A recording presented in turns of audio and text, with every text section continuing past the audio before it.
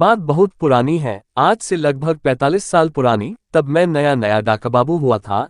एक कोई छोटा सा कस्बा था जहां मेरी पहली पोस्टिंग हुई थी। नौकरी मिलने की खुशी भी थी और घर छोड़ने का दुख भी। बस फिर क्या था, निकल पड़ा बोरिया बिस्तर बांधकर उस कस्बे में। उस समय इतनी सुविधाएं नहीं हुआ करती थी। दिन भर के सफर के बाद बस रात को 12 बजे उस कस्बे पहुंची। अनजान जगह और इतनी रात गए उस जगह कोई ठिकाना भी नहीं मिलने वाला था। मैं बस से उतरा, उस कस्बे के भीतर संकरी गलियों में चलता गया। कोई भी दुकान और किसी भी घर का दरवाजा खुला नहीं था कि मैं किसी से पूछ सकूं कि रात गुजारने के लिए कोई जगह मिलेगी। फिर मन में आया कि वहीं बस अड्डे में ही किसी से पूछ लेना चाहिए था कि कोई रात भर के लिए सर छिपाने की जगह मिलेगी।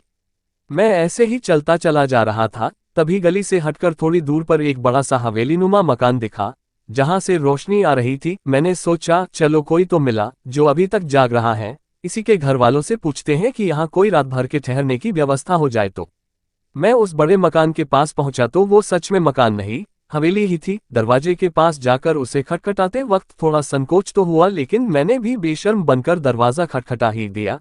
क्या करूं, मजबूरी थी। दरवाजा खटखटाते ही एक नवयुवती ने दरवाजा खोला जो कि घूंघट में थी। मैंने उसे अपनी समस्या बताई और साथ में अपना नियुक्ति पत्र भी दिखाया। उसने मेरी बात पर भरोसा कर लिया। फिर वो बोली, अगर आपको ऐतराज ना हो तो रात भर के लिए आप यहीं हवेली में रुक सकते हैं।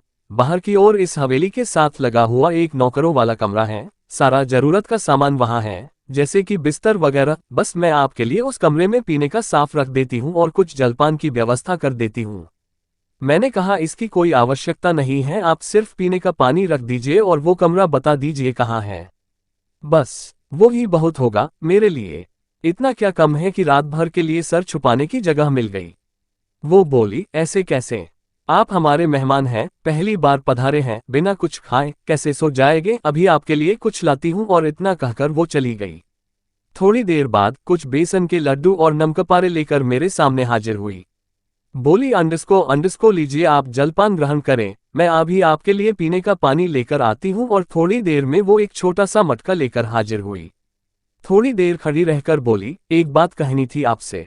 मैंने कहा, कहिए। वो सकुचाते हुए बोली, ये पत्र मैंने अपने पति को लिखा है, वो परदेश गए थे पढ़ने, अभी तक लौटे नहीं हैं। आप तो डाकबाबू हैं, क्या ये पत्र आप मेरे पति तक पहुंचा देंगे?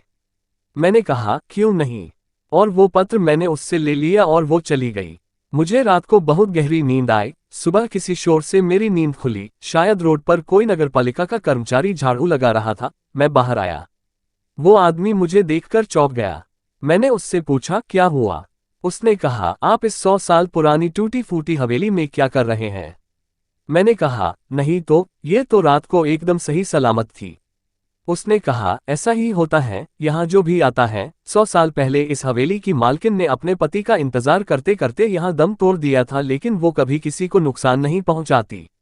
मैंने अपनी जेब में हाथ डाला तो वही पत्र निकल आया जो किसी ने इस पत्र को 100 साल पहले इसी हवेली में लिखा था। लाइक शेयर जरूर करा, धन्यवाद।